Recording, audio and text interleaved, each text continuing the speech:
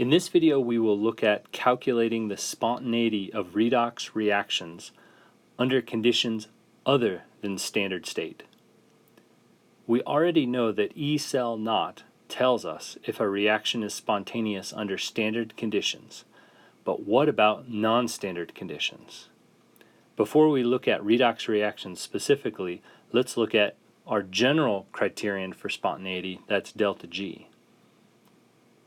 This equation that relates delta G to delta G naught is what we use when a reaction is under non-standard conditions.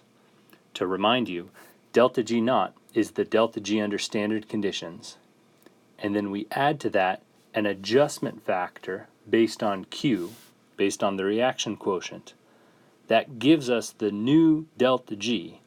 This is the true delta G for the reaction that we're studying that is not under standard conditions. We also know that delta G is equal to negative NFE, and therefore delta G naught must be equal to negative NFE naught.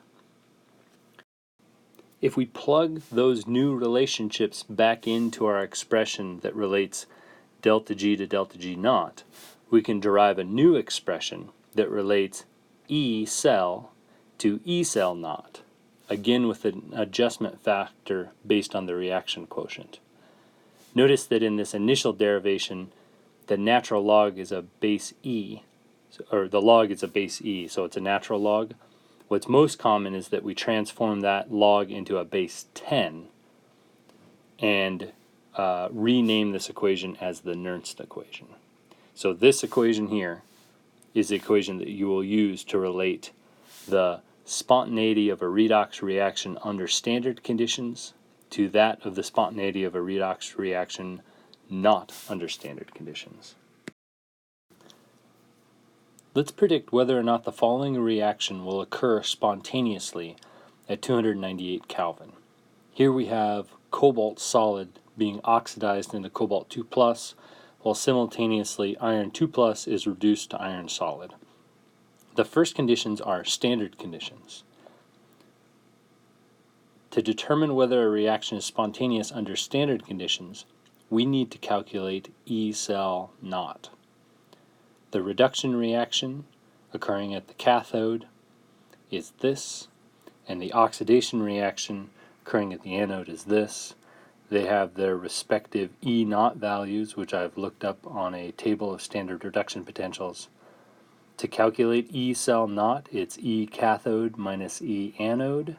Plugging in the values we have, we get a E cell of negative 0.16 volts. That means this reaction is not spontaneous under standard conditions. Now let's calculate whether or not the reaction is spontaneous under condition B, where the iron 2+ concentration is 0.8 molar and the cobalt 2+ concentration is 1 × 10 to the negative 7th molar. Notice these are non-standard conditions.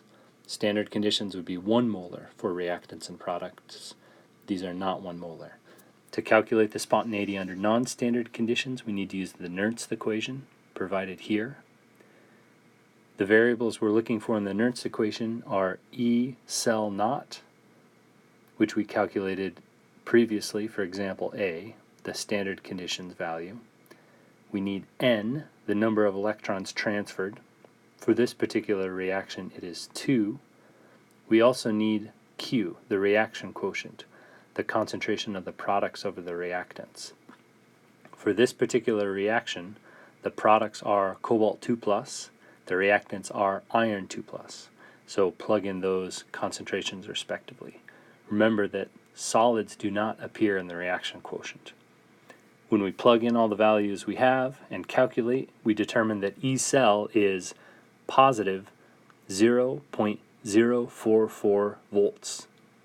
So it is spontaneous under these conditions.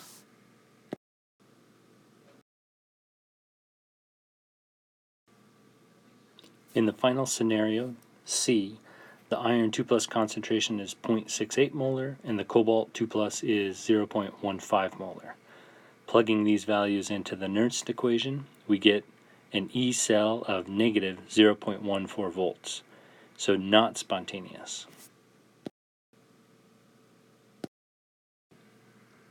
To summarize, we found that we can change whether or not a redox reaction is spontaneous by changing the concentration ratio of the products and the reactants. In scenario A, under standard conditions, we found that the reaction was not spontaneous. E cell naught was a value of negative 0.16 volts. In scenario B, the reaction was ever so slightly spontaneous with an E cell of 0.044 volts, and then in scenario C, the reaction was again non-spontaneous with an E cell of negative 0.14 volts.